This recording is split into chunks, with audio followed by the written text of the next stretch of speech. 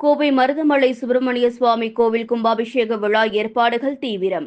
பாதுகாப்பு ஏற்பாடுகள் குறித்து கோவை மாநகர ஆணையர் ஆய்வு.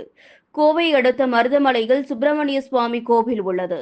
இது முருகப்பெருமானின் 7வது படைவீடு என்று பக்தர்களால் போற்றப்படுகிறது. இந்த கோவிலில் 12 ஆண்டுகளுக்கு பிறகு வருகிற 4ஆம் தேதி கும்பாபிஷேக விழா நடைபெறவுள்ளது.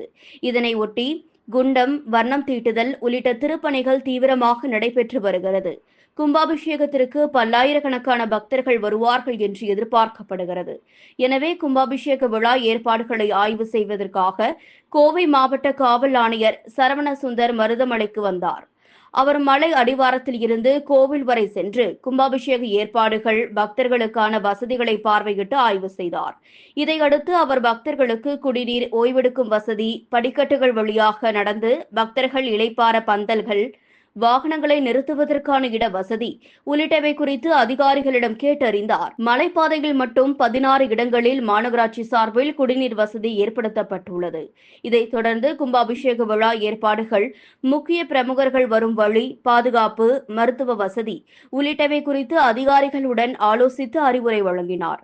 இந்த ஆய்வின் போது காவல்துறை அதிகாரிகள், அறங்காவலர்கள், இந்து சமய அறநிலையத்துறை அதிகாரிகள் உடனிருந்தனர்.